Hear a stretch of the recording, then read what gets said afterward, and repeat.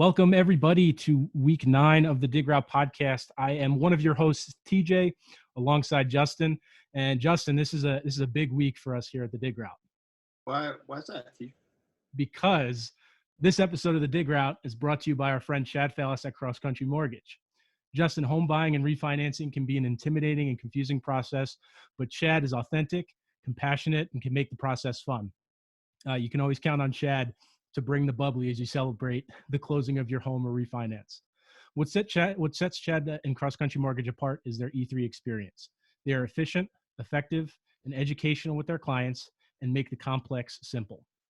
I've worked with Chad twice now, first on the original close of my house and then on the refinance when interest rates dropped. Chad actually proactively reached out to my wife and I to see if we were looking to refinance. So I greatly appreciate Chad for doing that. Chad and his team have always exemplified their step ahead communication and did an amazing job anticipating our questions and concerns and was able to make my wife and I feel coached throughout the entire process. So if you're interested in buying a house or have questions about the process to get pre-approved, or you're interested in taking advantage of the low interest rates, now's the time to reach out to Chad and Team Fallis at myccmortgage.com. Chad is my mortgage guy and he needs to be yours too. When did you get a sponsor read? Dude, that's awesome. It's us. So shout out to Chad and Adolphus over at at Cross Country Mortgage. Thank you both for listening and looking forward to working with you in the future. But Justin, how else are you? How you been this week? Been good, man. You know, I was a little sad last night. I watched the closing episodes of The Last Dance. It was the last dance of The Last Dance, unfortunately. We had our last tango, which is also a really funny video by The Ringer on YouTube. You should watch. That's kind of a mockumentary. It's really great. But I'm good, man. I'm good. Had a nice long day at work. How are you? I'm good. No complaints. In my last class of my grad degree program, so just focused on closing that up and yeah, I'm excited that The Last Dance is finally over. It's just always going to be an interesting discussion, between Michael Jordan and LeBron. And to me, this documentary did nothing to change my opinion of the matter. And I'm sure that's the same with a lot of people. But I'm just glad that this whole thing can just die down a little bit until LeBron. Can't wait for the 16-part LeBron James documentary. Oh, I can't wait. So here's a funny story. Just starring Bronny. I am a big LeBron James fan. I am a supporter of his. He's my guy. I enjoy watching him play. He's the reason that this aired earlier than it was supposed to. Like he went to ESPN and got it aired early. So I really like that. But so wanted to start today with a timely development. Justin, I think you're the one who found this. But tell me about the COVID-19 helmets. What's going on with that? Yeah, so I want to say as about 6:45 p.m., I read an article today by The Score about NFL kind of tinkering around testing modified face masks to protect players from the coronavirus. So this was something that was discussed actually back in March with NFLPA medical director Thorne Mayer. Thorne? Tom with a TH.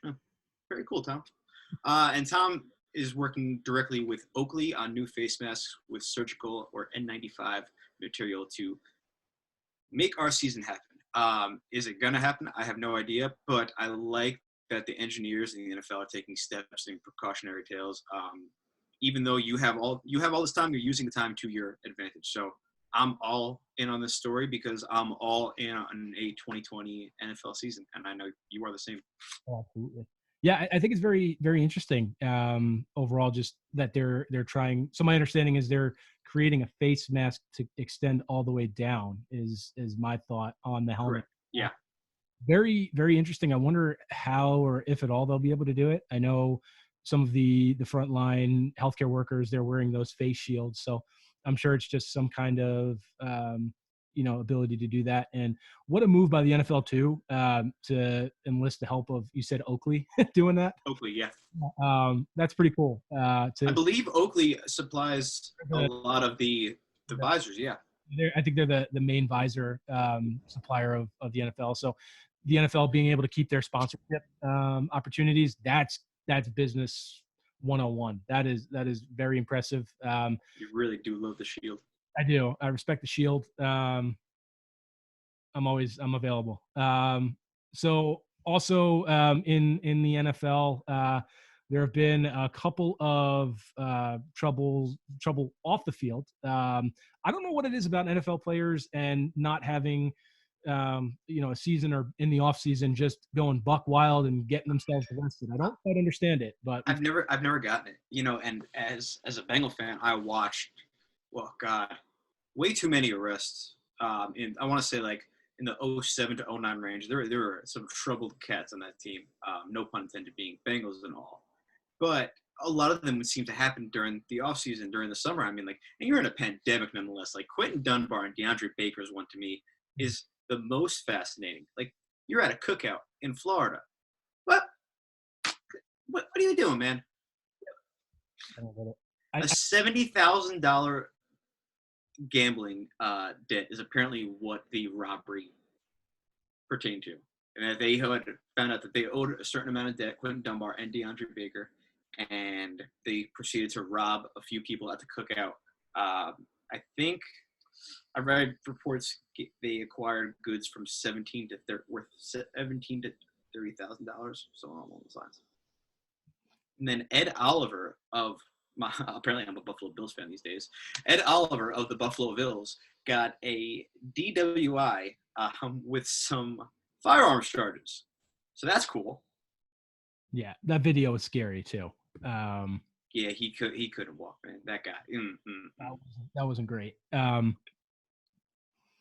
mean, he's another guy. He's a young guy. He's 22 years old. So I had a very nice rookie season too. Yeah, I mean, yeah, I just don't quite understand it. I guess they're just because everyone should be at the OTAs currently and aren't, that they're just able to stay home and do what they want to do. I mean, he doesn't. The gun charge is also interesting. They found the pistol in his vehicle, but he's from Texas, so that's what he does. Like he has a horse, and like they did that whole thing leading up to the draft last year about him. Yeah, I remember. So no, I get you're cut from a different cloth, but at a certain point, you also have to kind of follow the rules of where you live.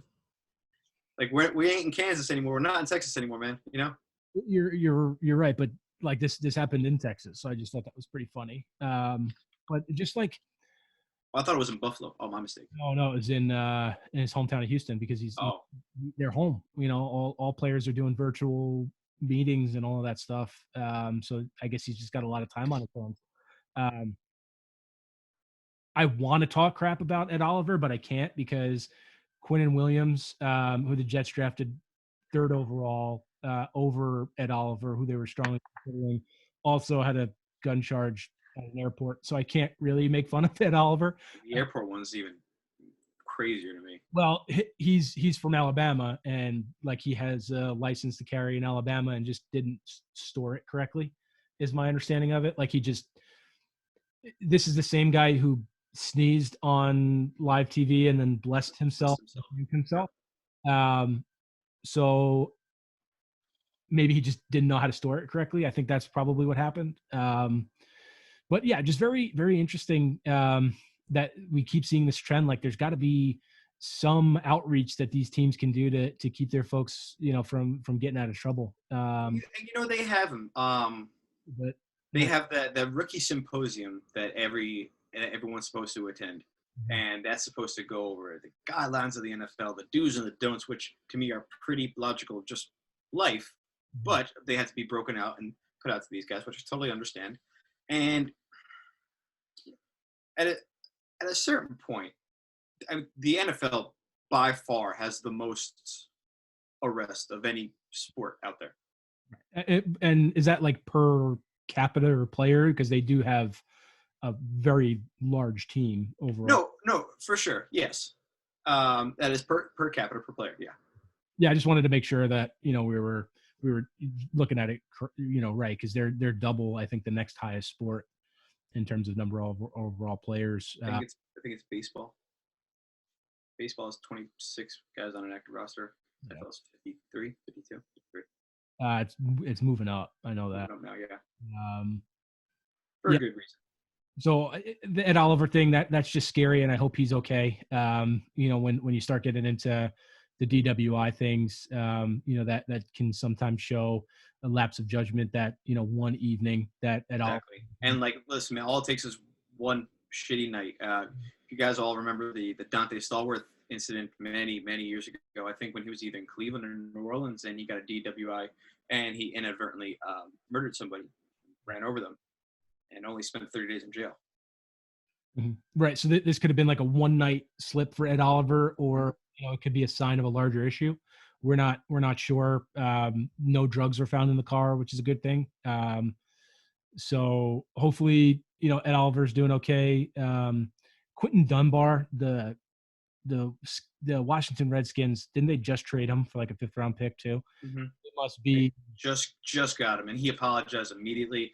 I was actually reading an article he had gotten on ESPN 710 Seattle, I think with John Clayton or someone over there. I don't even know if John Clayton's still over there. Mm-hmm. But he got on over there, and his lawyer got on and was essentially pleading his innocence, saying that him and DeAndre Baker have no affiliation together. They're not that close. There's no way they'd have a $70,000 debt between them. Just would never happen. Quentin Dunbar's never had any sort of trouble like this, that, and the other thing. So he did get released on bail, and he can't leave the state, but nobody should really be leaving the state right now. So there's that as well. If he has to go to Washington, they believe they can clear him because the judge seemed very okay with him and his terms. They have witnesses. So apparently Quentin Dunbar is in good shape. DeAndre Baker, the New York Giants said, stay away. Yeah. So I think we know where that one's going. Because DeAndre Baker was a what draft pick for them? 30th in 2019. 30th overall, right? He's the first. Yeah. Uh-huh. That's what I thought. I just wanted to make sure. But I think with him, like just the talent that he has, like he's gonna find somewhere else. I think why not take a shot on a first round pick? Yeah, somebody's gonna take a troubled first round pick. They'll do it every time until they prove otherwise. Until they prove how troubled they are. Yeah. Right. Like Mark Walton, a former Bengal that became a Dolphin. Mark Walton was arrested 4 times. The Dolphins still signed him. Like, if people see talent, they'll look past it at a certain point, and then once Mark Walton got arrested again, then he got the boot. But he's arrested 5 times. That's just stupid. Mm-hmm. Oh yeah, just absolute craziness. But yeah, so hopefully we don't really see any more of these stories because they're always upsetting to me. Like these guys, like especially Ed Oliver, just had probably the year of his life, where such a high, and their season ends on a low like that, and then they're now in the driver's seat, some say, in the AFC East, and he'll probably face some kind of suspension for probably the beginning of next year, once everything is adjudicated. But hopefully, these guys are okay, and that we don't really get any more big stories like this, because these kinds of stories, because there are no sports at this moment, they're going to get higher publicity levels and absolutely be more under the microscope. So if you're an NFL player and you're listening to this, probably don't do anything stupid. Probably shouldn't do anything stupid. Here's what I do when I'm in a stupid situation, and I put myself in a lot of stupid situations. I think to myself, is this dumb? If the answer is yes, you probably shouldn't do it. I do something similar. I ask myself, would Vontaze Burfict do this? And if he would do that, I don't do it. I just want to be clear. Vontaze Burfict is a absolutely commendable person. He is a very nice human being. On the football field, can't say the same. Dude's an asshole. But like as a person, apparently so nice, donates to charity, does all these great, wonderful things. But that is the most vicious guy under a face mask, not named Bill Romanowski, maybe ever.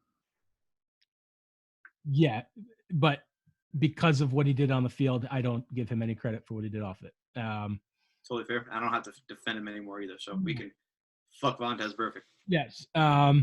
So moving on to other stupid issues rectifying themselves. the pass interference challenge rule. One of the rules, and we'll get to this in a little bit, where the theory behind it is wonderful and great, but the implementation of it from the NFL's perspective was garbage. Garbage. The pass interference challenge rule made to try to appease the New Orleans Saints organization because of the missed call it was Nickel Roby-Coleman in the NFC Championship game 2 years ago. Just an awful, awful experience watching the game slowed down and being reviewed, and you knew it wasn't going to get overturned. No, never. It was unbelievable. I think the only time the Jets like lost on it twice. They lost on it twice, but they benefited from it when they beat the Dolphins at MetLife. The booth actually called down and asked for the replay, but it was just very inconsistent, and I think that's the largest. It was overturned twice over coaching challenges. Twice. Yeah. And I think either 6 or 8 times under a booth review, like an NFL league review. Mm-hmm. That's crazy. Because do you know how many pass interference calls there are in the NFL? It is so ticky-tacky because I could do that, and that's a foul, 100%. We go back to 1990, man, that is literally nothing. Right. I think what we learned from this is that judgment calls should not be reviewable. Really, the only thing that should be reviewable are yes or no certainties. Did he step out of bounds? Did he drop the ball before he, got possession of the ball? Was his knee down? Right. Is the ball moving? Yeah. I think those are all objective things that can be reviewed, that we can make a determination yes or no if they happen, and if we can't, then it stays. Because it's so subjective, right? It's all going to keep changing. So right. Unless you make the pass interference call robotic, truly, that is the only way that this system would have worked. Right. And you're not going to do that because I would not watch football if that happened. And yeah. And you can't. I think there are some crazy ways that this could have been, this could have been handled. How about a fan vote? I think that would have been better than how they tried implementing it. Just as dumb, but yeah, I think still more fun and interactive from the NFL's perspective.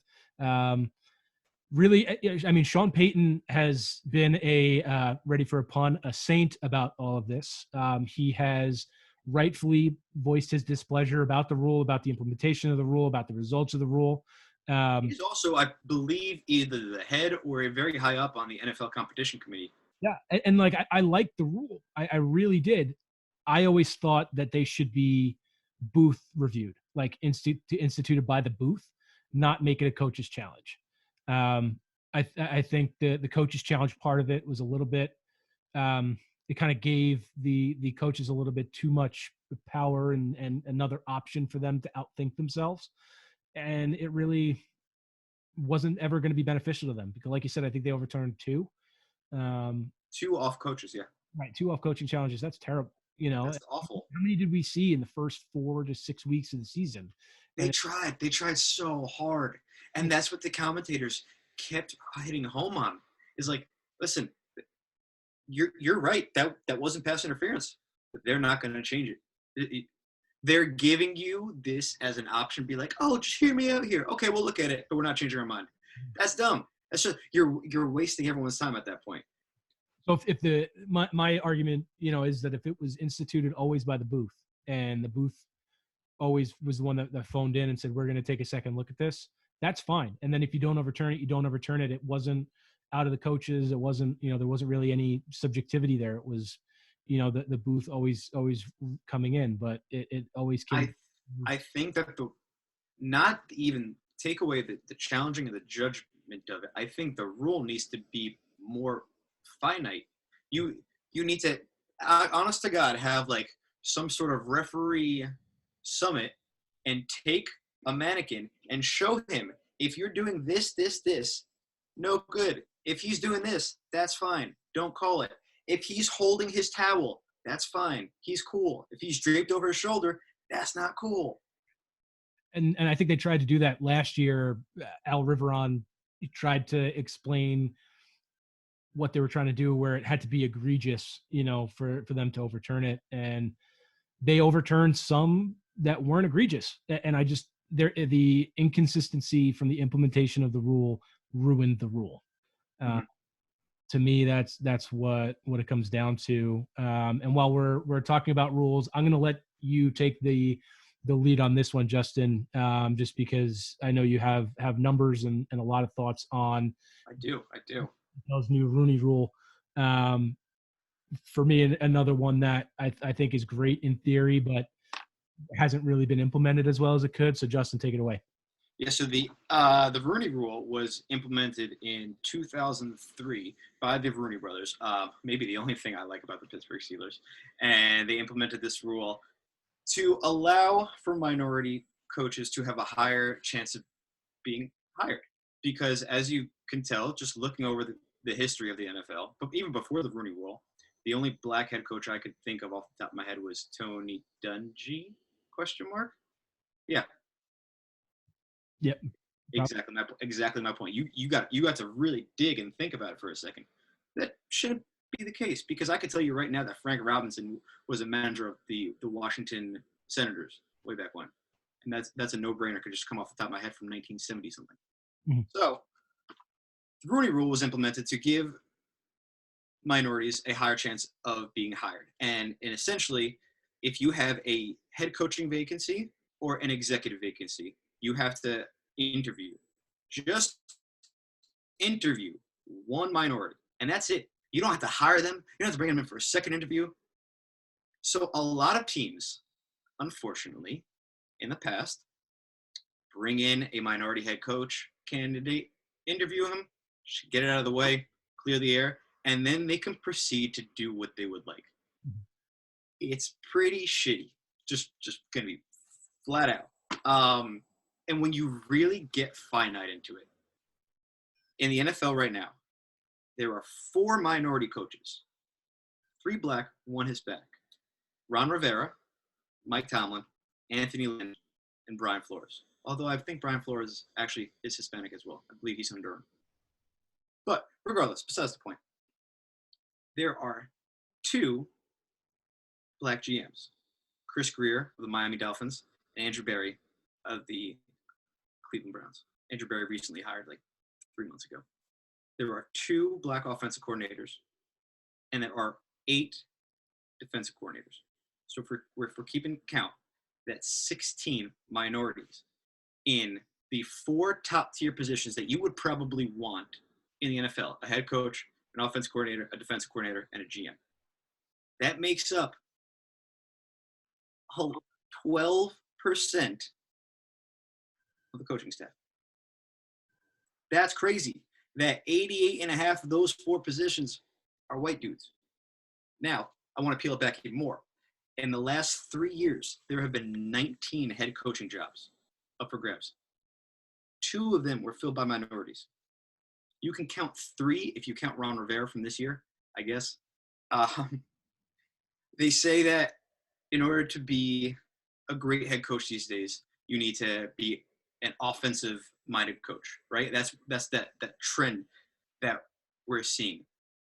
If you only have 2 black offensive coordinators, and you're only hiring offensive coordinators and young quarterback coaches, and you don't like black quarterbacks, how is that going to get anybody any sort of success? Like Eric Bieniemy, the offensive coordinator of the Chiefs, is beyond a head coaching candidate. He is beyond deserved it by now. When the Bengals were interviewing Zach Taylor, I thought for sure Eric Bieniemy was actually going to get that job. He did not. I was a little surprised with the Zach Taylor hiring, to be totally clear. But I like him anyway. But Eric Bieniemy, I thought, was a shoo-in for some job. Cleveland, at the minimum, like something here. Mm-hmm. Cleveland, who has a history of doing and breaking trends. And they didn't do that. Instead, they hired Kevin Stefanski, someone who I did not think was that qualified. Right. Eric Bieniemy, you're running the best offense in the league. Like you groomed Pat Mahomes, you tutored Pat Mahomes here, and yet you're not a head coach yet. That's you're under Andy Reid in this coaching tree. Like you've checked a lot of boxes. You've won a goddamn Super Bowl, and you didn't get a job. You got interviewed for 3, and not even all of them. Byron Leftwich is going to be another one when his time comes, because he is also a very young, talented mind. He may get it better now because he is a quarterback, but you're still going to see that trial and tribulation, because unfortunately the NFL 30 teams are owned by white dudes, and maybe a lot of them don't feel that strongly. Like, let's be clear, there's a trend here. There's a rule in place because there is an unfortunate trend here, and they added this rule to try and break that up. And even that hasn't seemed to happen until the NFL thought of a brilliant new strategy. So, TJ, what is that?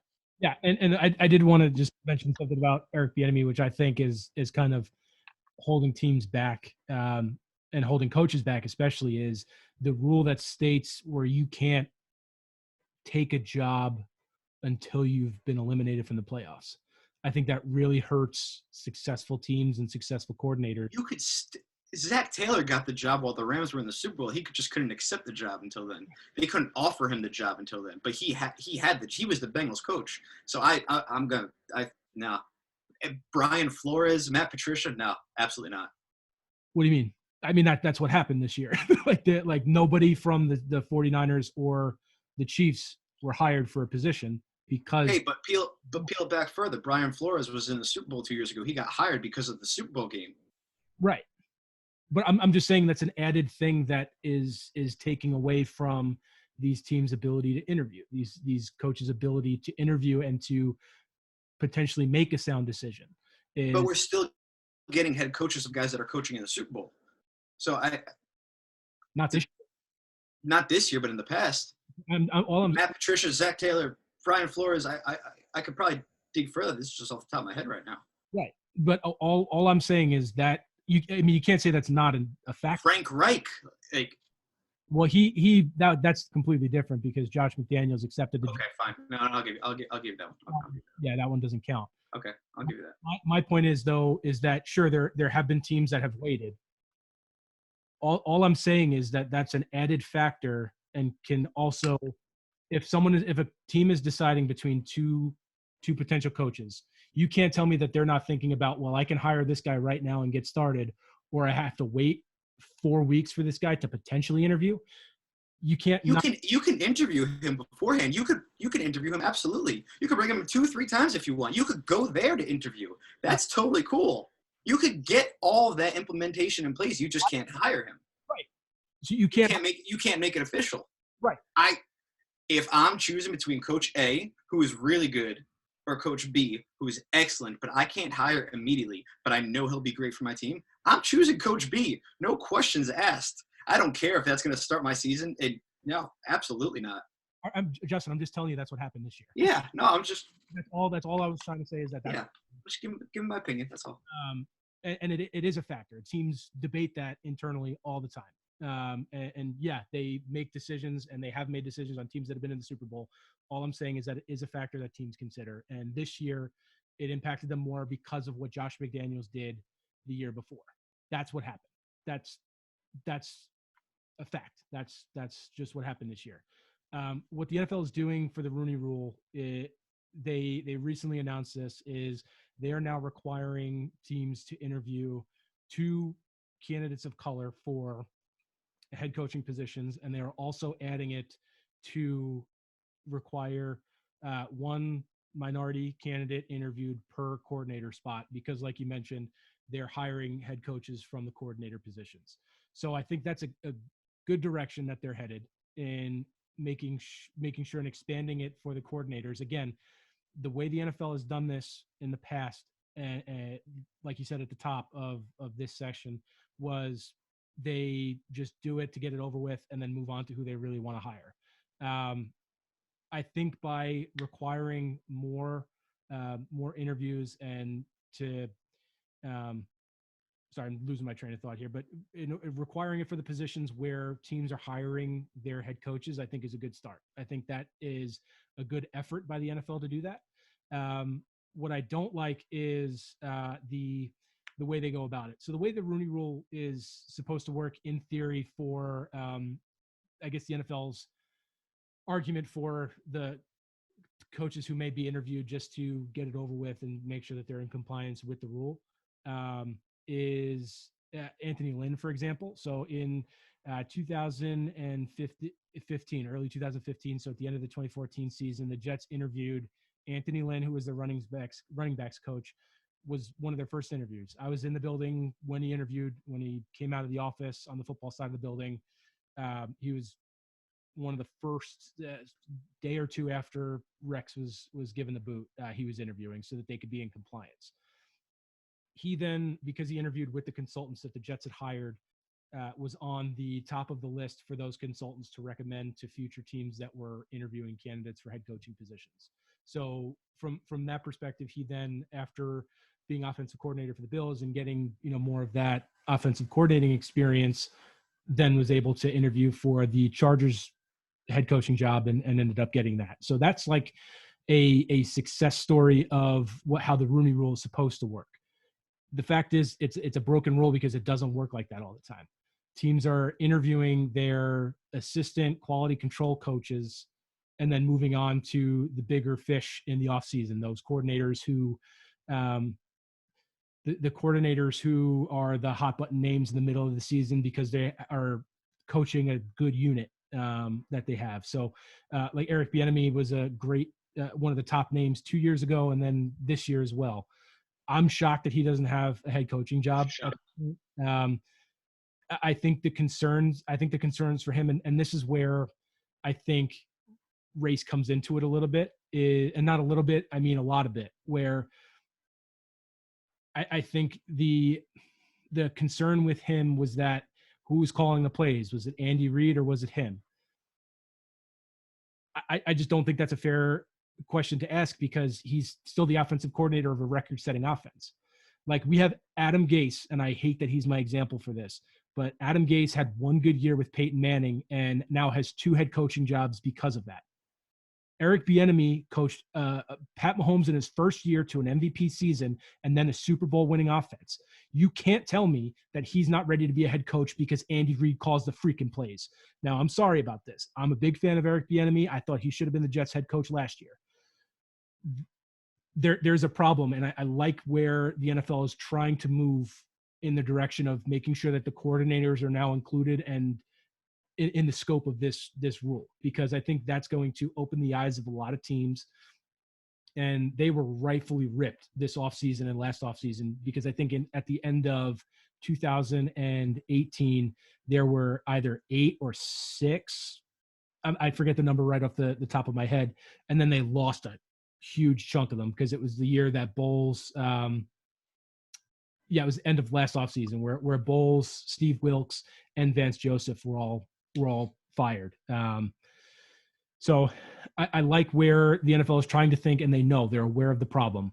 The implementation of it needs work. So I don't like what they're doing here. And I can go through some of their proposals. One that I'm going to start with one that I like. I'm going to be positive here, where teams can no longer prevent assistant coaches from interviewing for coordinator jobs on other staff. I love that rule. Yeah. Well, because what happened for so long is that guys would get blocked for no reason. Like Vance Joseph was a Bengals defensive backs coach for a while, and he got blocked a few times from going to interview for certain positions. You didn't even keep him. I totally agree. So I like that. Now, I should preface this by saying that all of these rules are going to be voted on by the owners at the next meeting, which I think takes place on the 19th of May. Or today whenever you're listening. Whenever you're listening to this, it's happening on May 19th, I believe. This is now where it gets a little bit, I don't know how they're going to implement this, and this is where I'm a little bit scared just based on our last segment. Teams hiring a minority for a general manager job will have their 3rd round draft position improved by 10 spots in the draft in the following year. So teams that are hiring head coaches are usually bad teams. So if a team finishes with, let's say, the 3rd overall pick, does that pick then move into the 2nd round? If they hire a minority head coach or a minority GM, does that move into the 2nd round then, or does it just move to the top of the 3rd round? How does that work? There's no real specification there. Teams hiring a minority as a head coach will have their 3rd round draft position improved by 6 spots in the draft in the following year. If the coach or GM is still employed entering the third season after their hire, the team's fourth round selection would be improved 5 spots in that year's draft. A team hiring a minority as quarterback's coach would receive fourth round compensatory pick in the following year's draft. And the team losing an employee to be a minority head coach or GM would receive a third round compensatory pick. And a team losing a minority coach who would be moved on to be a coordinator would get a fifth round compensatory pick in the following year's draft. So that is all taken from Peter King's Football Morning in America column. That's what the owners will be voting on. Justin, what are your thoughts?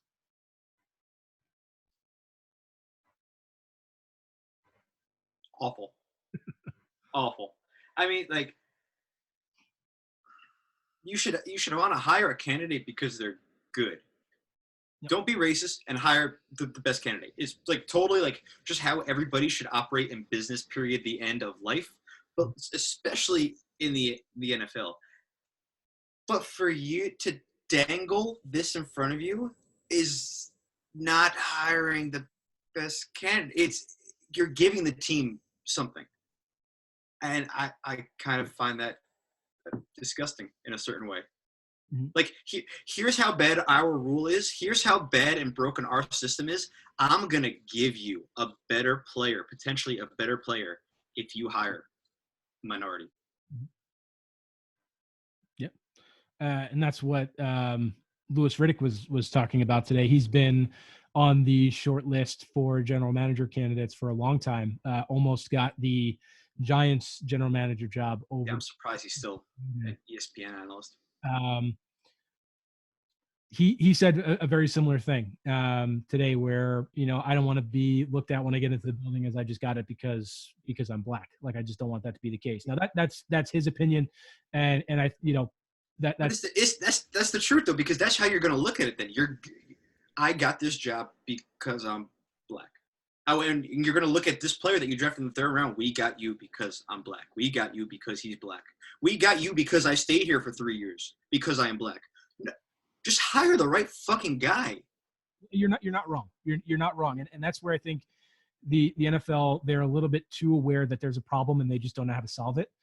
I like the direction of expanding out the scope of the Rooney Rule to the coordinators. I think that is huge. I think in a sport where I believe 70% or higher of the players are black, that only 4 of the head coaches are, are a non-white coach. I think that minority. Yeah, I'm just trying to make sure I'm using the right term. I don't know what the right term is, and I just don't. Minority is the correct word. Is it? Because I've heard it's person of color. I've heard it's communities of color. I've heard all different things. I'm just trying to make sure I'm being, politically correct. I got you.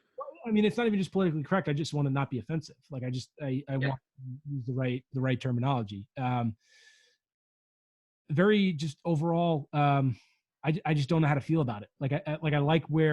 I like that they realize that there's a problem. I just think the draft pick thing there's a lot of loopholes for it. Like, I like that they're thinking ahead of, okay, it's the next year because, somebody can hire somebody, fire them. Do they still get the pick, or do they have to be there at the start of that next season?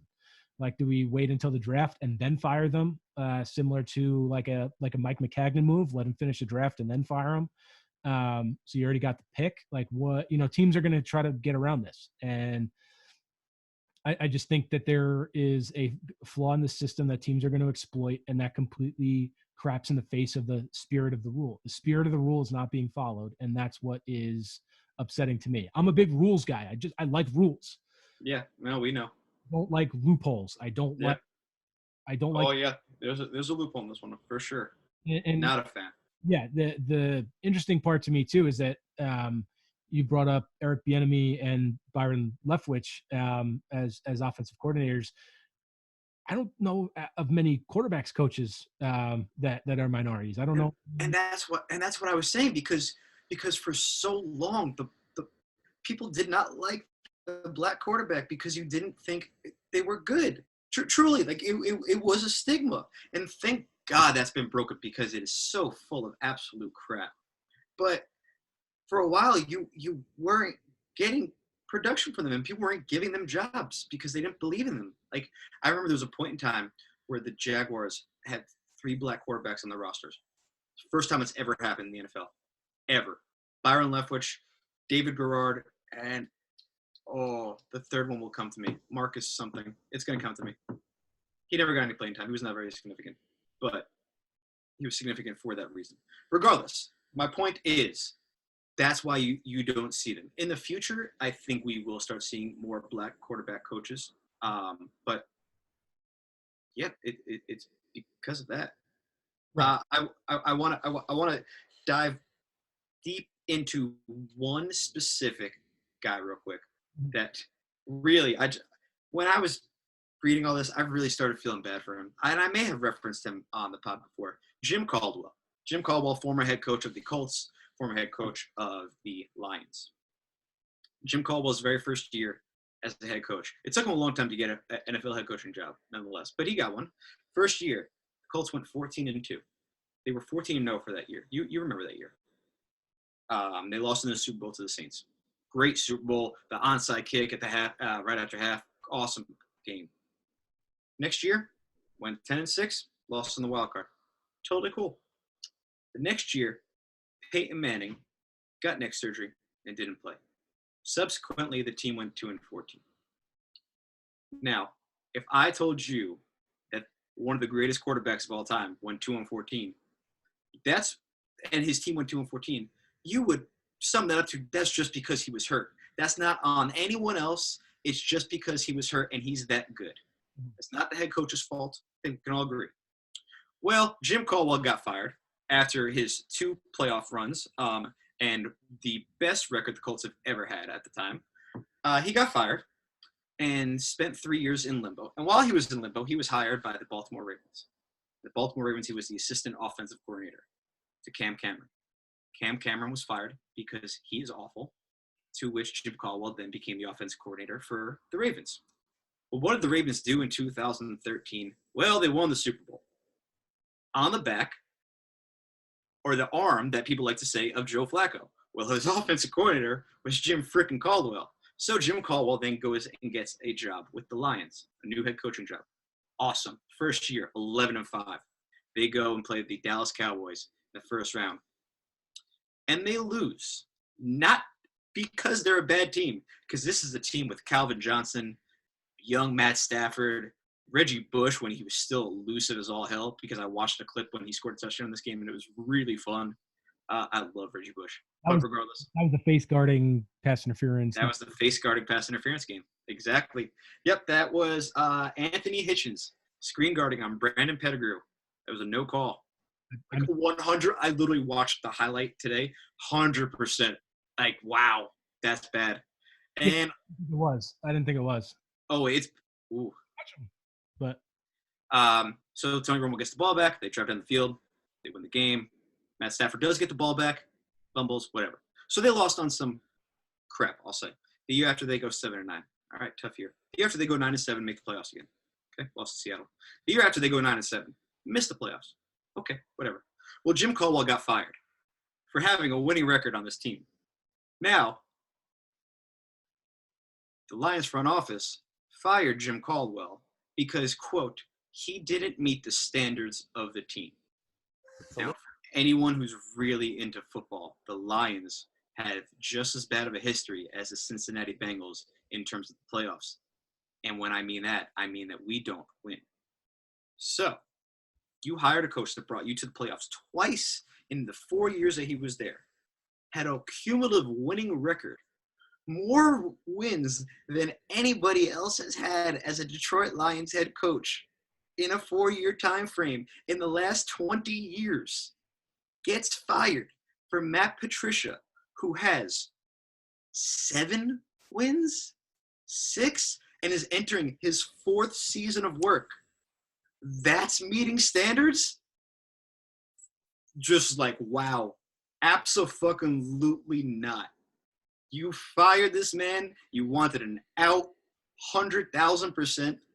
That is hot garbage. Jim Caldwell is now the assistant head coach and a coordinator for the Miami Dolphins, who follow this rule better than anybody else in the entire freaking league. That is the most diverse staff in the league by far. Kudos to Chris Greer and his staff for being normal people and doing right things in life. Like NFL, other teams need to take a playbook out of that because that Jim Caldwell example is pretty disgusting. Yep, I mean you're not wrong. When it comes to like I get wanting to have a new start, and like I think the Lions probably wrongly felt that they needed that fresh start to, I don't know, do something up and like we can agree that the Lions are arguably the worst team in the NFL right now, right? No, I don't think so. I think the Jaguars are still. They're worse than when Matt Patricia got hired. Oh, the Lions. Oh, I'm not. Absolutely, I wouldn't. Yeah. That. Yeah, I don't know. I know Jim Caldwell interviewed with the Jets this year, and I didn't really know how to feel about him because like I don't know. I just never knew how to feel about him just because of I just wasn't aware of like what he had really done. He's never, I mean, clearly by the record, he's never gotten the due diligence to put a team together to really have his shot here. Yeah. Like truly. And unfortunately for him, Calvin Johnson retired, so that definitely did not help him in his Lions stint. We lose one of the greatest receivers in the modern era. But yeah, that hurt the heart to read. You should have one more year, at least one more year in Detroit. Could have had at least 2 more years in Indy. Him coaching Andrew Luck, come on, man, like that'd be silly. Right. And you give the joke to Chuck Pagano, who I like Chuck Pagano. Was he worthy of that? No, that was a raw deal he got in Indy. Like I get from a like an organization's perspective, like you're losing your franchise quarterback, the guy who has been your guy for the last, I think it was 13, 14 years. Like I get one start it all new. I get that logic. I totally do. But like you said, I think it is unfair to put the 2-14 season all on Jim Caldwell. I think that was just wrong. Because you had 24, you averaged 12 wins the 2 years prior. Like, tell me another coach that'll do that for you, because you're not going to find that. Yeah, I mean, you're not wrong. And I think basically probably what Jim Irsay saw or thought was, okay, like with Peyton Manning, this guy is a phenomenal coach. Without Peyton Manning, look what he did. Let's just restart this whole thing. We're going to have the number 1 overall pick. Let's just restart the whole thing. And I think if I'm gauging a franchise on if I'm gauging a coach on Curtis Painter's ability to throw a football, you got a huge problem in the front office. Yeah, I mean, you're not wrong. When did they hire Ryan Grigson? Did they also hire him? That was 2 years. That came with the Frank Reich hire, didn't it? No, he was fired that offseason. I just wanted to know. So he was the Colts. So they restarted all of it. They restarted. Okay. They restarted because Luck was 2012, right? Yeah, because I was. Mm-hmm. Yeah. So with the Colts situation, I get it. New head coach, new GM. Head coach, new GM, new quarterback, starting fresh. Totally get it.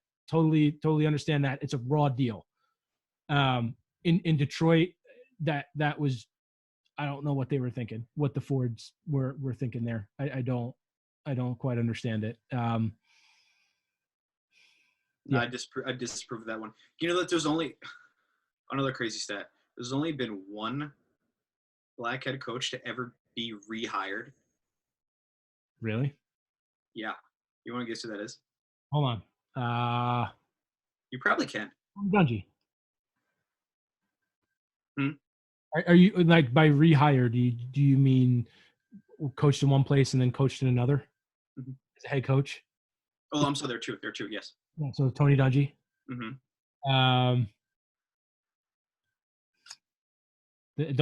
I want to think about it for a second. Not Lovie Smith, is it?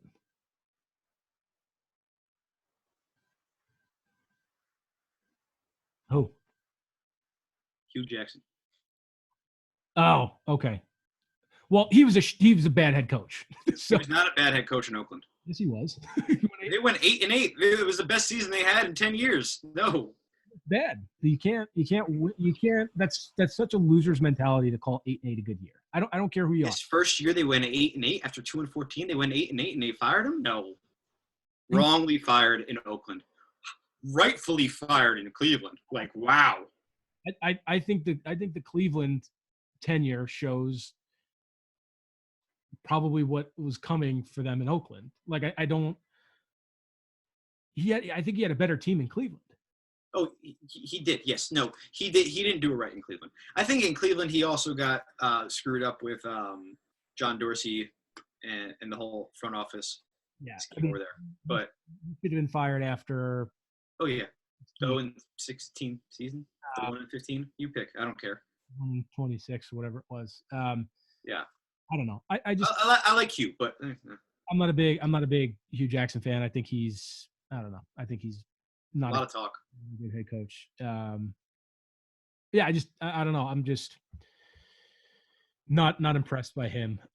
But we'll see what the NFL does with the rest of this this rule and how they vote tomorrow. I'm very curious how 30 white billionaires are going to vote on this. I think that's another interesting piece, is that the voting, the power for rule changes lies in the hands of the billionaires. Like, I think that's another area where the NFL doesn't really have a lot of control, but like some of this stuff is a cultural thing. Like you said, where the Dolphins like came in and instituted that culture.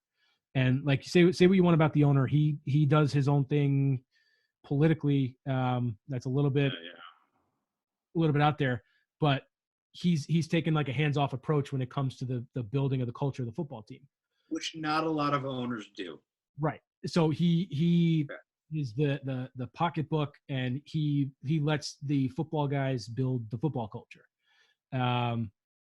So from that perspective, I think that's great, but not a lot of other owners do that. Like, they want to be hands-on with the culture. And I think Robert Kraft is one who does it well, where he's built a culture of that from him personally and his relationships with the players. Like, he, again, does his own thing politically, but doesn't really let that impact how he runs the football team. So, I understand his perspective as well. It's just going to be very interesting to me that a lot of the NFL owners are Trump supporters, and a lot of them give a lot of money to Donald Trump. So I think that's definitely something to keep in mind. And while we're, doing this, that the hands of the fate of the future of NFL, race relations is in the hand of filthy rich white billionaires. And that's who have clearly let their opinion be known over the course of time. Right. And that just like by statistics alone. Right. And the problem is I'm not trying to make white billionaires seem like the bad guy, because a lot of them are not. A lot of them just aren't aware of the issues, and they're not. A lot of them, quite frankly, don't care. They don't understand it, and they just don't care. And hopefully, a lot of these owners have had conversations with their players about these things, about different coaches that they might look up to, different coaches that they want to see, different people that they've spoken to in front offices, other places that may have scouted them, way down the line, like those kinds of things. So hopefully change is coming for the NFL, and I'm really rooting for it, because I think the NFL will be in a better place for it moving forward. To transition here, so I'm a bit of a transition fan. Sometimes moving forward is not the best thing. And no, it's not. Sometimes you make yourselves look real dumb, like the Los Angeles Rams did. So dumb. Uniforms, their Power Ranger uniforms, their birthday cake icing writing for the numbers is trash. All they needed to do, they had pretty nice uniforms. Like, all they had to do was change the color of the Ram head in their helmet, and they were good to go. Yeah. Hopefully, now when teams are designing these, this is a big thing when the Jets did theirs, so that's kind of why I know it. They're designed to look best in a stadium, on TV, and with the lights, not through a Twitter feed or on my cell phone picture. Like, they're made to look better on the broadcast. So let's hope it looks better on the broadcast, because these look like shit. These look like absolute crap. Yeah. I picked the Falcons as the worst NFL uniform redesign this year. Rams, like wholeheartedly the Rams. There was one of them that I liked. I think it was that they had the one that had a gold pants, yellow pants, whatever you want to call it. And then I was like, wait, nope, that's the only reason. That's the reason I like the Chargers uniform, because they had that gold yellow pants and it's the same exact color. So it's a ripoff of the Chargers. So now, out on the whole uniform. God. Yeah, just absolutely terrible. So I don't know which ones were worse though, because both of my two bottom ones, you mentioned them, it's the Falcons. The Falcons at least have good combos that they can wear. Like their I think it's white tops and black bottoms look amazing. Um, they at least have good combos. I don't like the gradient, like the within the jersey. Gradient. It just doesn't make sense to me. Mm-mm. Who thinks let's not make this crisp and clear? Let's make this as complicated and convoluted as possible. I Hate don't. it. And it's really frustrating that like Nike is allowing this to happen. Nike, the And one. I told you the ATL on the top too. I don't like either. Yeah, I mean, I'm okay with the letters, but I'm really disappointed in Nike because they're the ones who design the Oregon uniforms. Who their combinations and their looks have been fantastic throughout the years. How in the world are these designs passing Nike's okay? I don't know. Because you would have to think Nike has to sign off on them. And if Nike signed off on this, how bad were the other ones that they submitted? Because I'm sure they have different designs. And so quickly, like the way the Jets did it was they sat down, they went to Oregon and like sat down with Nike executives and like shared their vision. So like Nike has a big part in all of these jersey transformations, and this one is just completely disappointing to me. Really makes me think about. I'm an Adidas guy anyway, but Nike, come on, Yeah. I expect so much better from Nike. No, I totally agree. Been waiting for new Bengals uniforms for a long time, man. Yeah, I mean, within the last 3 years, I think half the league has had new uniforms or something ridiculous like that. This year was a lot. This offseason was a lot. Yeah, I feel like next offseason is going to be you're going to get 3 or 4 more. Don't be surprised if you see like the Raiders doing something a little different, with going to Vegas or something. And I'm not saying a lot because they're not going to change that classic look, but like something minorly different to bring it to Vegas. I wouldn't be surprised to see that personally. Right, like maybe like how in the like incorporating something in Vegas, like a star with the Raider, like it's not going to be something. Yeah, subtle change because the Raiders uniform is historic to the NFL, so I don't think they're really going to want to change anything. But I mean, to me, from worst to best, it probably goes the Rams and then Falcons, Bucks. I don't know. I think the best one was the Browns, and they really didn't change much other than they went back to a more stylistic, a more historic look. It's either the Browns or the Chargers. Yeah, the Chargers were really good. I don't like the helmet number. I'm not wild about that. I don't like. I can't get over it. It's not going to break the jersey because that's not the jersey. The jerseys themselves, I think, are perfect. I don't like the. I'm thinking of like the whole set. Yeah. I don't like something about the Chargers navies. I'm not a huge fan of after looking at it again. That's been their color rush, right? The past 2 years, 3 years. The navies. I think so, maybe. I think so. Yeah. I'm just not a big fan. Yeah. But speaking of the Chargers, looks like they have considered Cam Newton. I hope they sign Cam Newton because I have a future on Cam going to the Chargers. Doesn't sound like it's happening right now. Anthony Lynn says they believe Cam Newton will be a great quarterback in the NFL this season. Just not going to be on our team. So he says right now. It's a relatively full quarterback room, it seems like. You have newly drafted Justin Herbert. You have Tyrod Taylor and a guy that they seem to love. I think his name's Tanner Easton. He's he won 3 national championships in D1 AA. So they adore him and think that he has a future in the NFL, and they want to hold on to him for what he's worth. Mm-hmm. So does it behoove Cam at any point to just not play this year? No, No?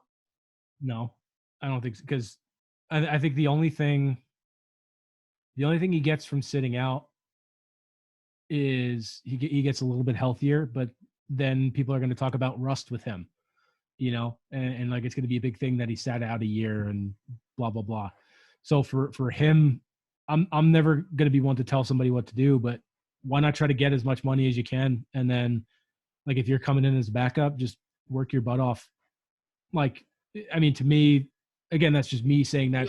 He doesn't want to be the backup, but I mean, he is the backup at this point in time. There are no starting jobs open. There's 0 starting jobs open. Nope. There are questions around some, but they have their choices on the roster. AKA Gardner Minshew. Right. So I mean, I think that's the only one that's close to considered open. Before the Nick Foles trade, I would have said Chicago. But yeah, me too. I still think New England's open. They don't think it's open, but I wholeheartedly disagree in their quarterback room at the moment. They could totally be holding out for Trevor Lawrence, as I've said, but I don't know. For Trevor, it's a hot theory out there these days. I don't think so. Hot theory. They would have to absolutely tank, or he would have to fall. Like he would have to, I don't know, separate his shoulder or something like that. Please don't. Since my dad moved to South Carolina, I've adopted Clemson as my college football team. What have you? Oh. Well, I'm not a big fan, obviously. I can only name Trevor Lawrence and Travis Etienne, but that's about it. Hey, T. Higgins, what's up, man? Woohoo! Anyway, I think he could take the year off, but I think that would be more damaging to him than him being a backup for a year. Cam is very egocentric, and it's going to be a shot in the gut for him to go somewhere and like be a backup and not be the starter. I think wherever he goes, he will challenge for the job immediately. Oh, absolutely. Even if there's not a competition set to be in place, they're like, all right, Cam, you're the backup. He's like, okay, watch. I think he will create a competition. That's the problem with Cam Newton as a whole, and why I think teams are hesitant to sign him is because of that. Because as soon as he comes in, he's arguably the best quarterback on the roster, other than maybe, I don't know. He can challenge pretty much anybody for a job, probably anyone other than Tom Brady in Tampa and Drew Brees in New Orleans. Like, because a healthy Cam Newton, man, like that's a solid quarterback. He has some accuracy issues, some, not a lot. But I mean, like, dude throws a mean football. When he is healthy, he's still a top 10 quarterback to me. 2018 Cam Newton was excellent, and he was a little banged up, and he was excellent. Right. He was great. He was having a better year than his MVP year, and then he got hurt, and that's kind of been his story ever since. But I think that's what teams are staying away from, is they just don't want that controversy in the offseason. They just, in an offseason that's probably going to be shortened from what teams are going to be able to do together. And in person, they don't want that extra thing. And say what you want, but like Cam coming in and challenging your quarterback, that's a distraction. Plain and simple. Like, that's a distraction. And I don't think teams are going to do that, especially for a quarterback who's been as hurt as he has the past 2 years. But I also don't think that teams should wait until training camp or the regular season, if your quarterback gets hurt or if your backup gets hurt, to go sign Cam Newton. I disagree with that strategy, because you're only giving him such a limited time to learn this playbook. And if you want Cam Newton for what he's worth, let him learn your playbook. Right. Yeah. I hope he signs somewhere. I'm a Cam fan. I want to see him do well, because when he's on, there's nobody really that's more exciting at that position than he is. Just because of what he can do both with his arm and with his legs. He's an amazing player. And he can even be a great mentor somewhere. Like, I think that whole mentorship thing is a little bit overrated, personally, because the Jets have been doing it for the last 12 freaking years. I think it's worth something. But Aaron Rodgers wouldn't be as good if he didn't back up Brett Favre.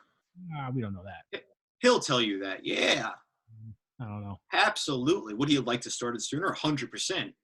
But he learned a lot from that dude.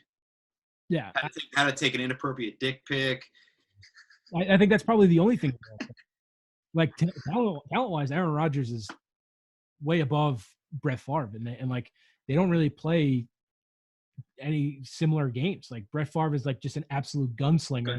Yeah. Whereas Aaron Rodgers is like a cerebral assassin on the football field.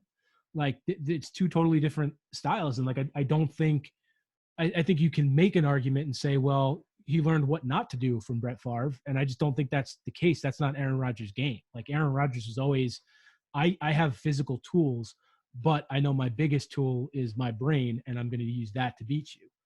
And that's been proven with how many limited interceptions he's thrown.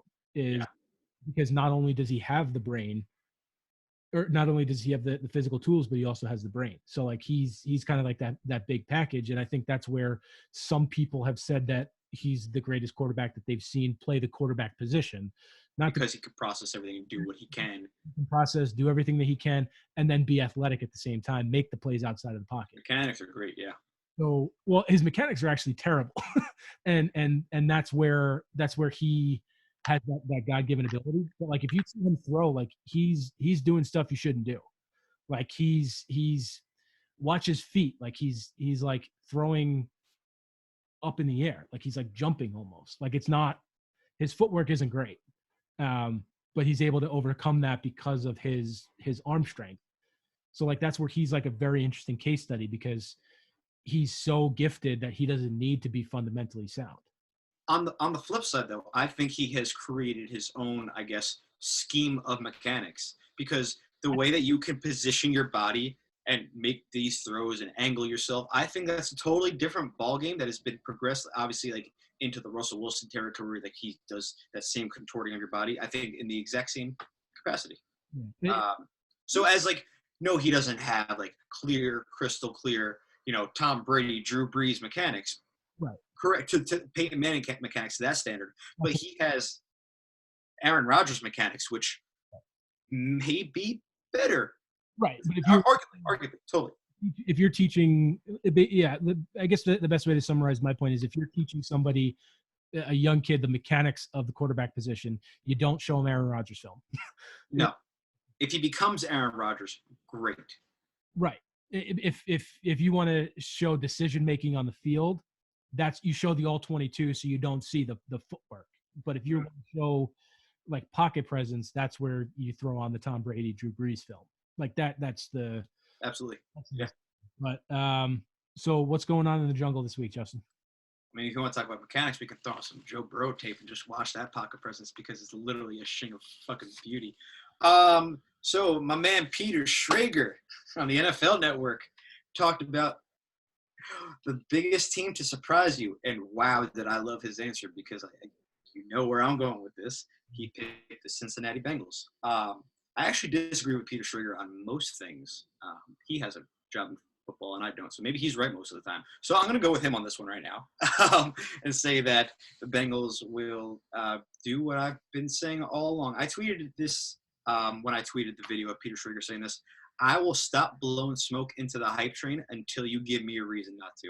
Mm-hmm. And if you were sitting where I was sitting, you would, if you were a Bengal fan, I can assure you, you would love every single move that is being made right now. Every single button that is being pushed is gold to our eyes right now. So yeah, I'm all in on the bandwagon. Bengal Nation is all in on this bandwagon right now. It is Joe Burrow till we die right now. This is going to be a long era for sure, and one that we will all remember. Good. And so on the tarmac this week, the Jets I think are internally debating who to go after between Larry Warford, the Saints guard who was cut, and Logan Ryan, Titans cornerback. You could take Logan Ryan. I'll take Larry Warford. Nope.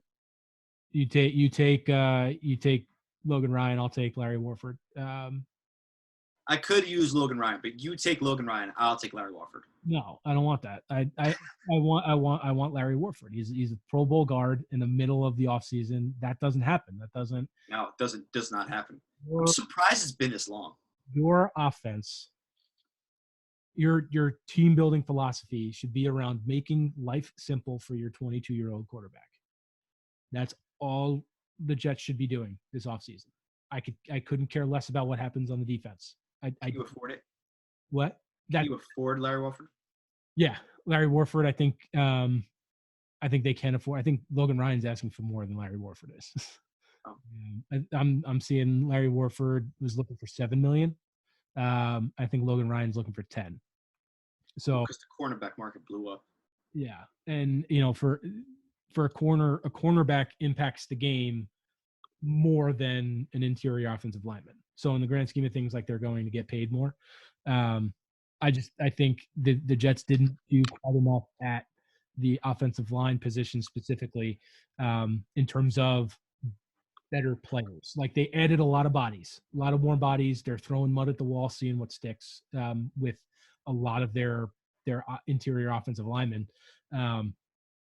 I think it's a no-brainer to go after them, and then you can cut Brian Winters, and the post June 1 designation for Tremaine Johnson, and have some cap space to play around. But we'll see overall what happens. I'm hoping that they go after Larry Warford more than Logan Ryan, but Logan Ryan seems like the front runner for that Jets job, unfortunately.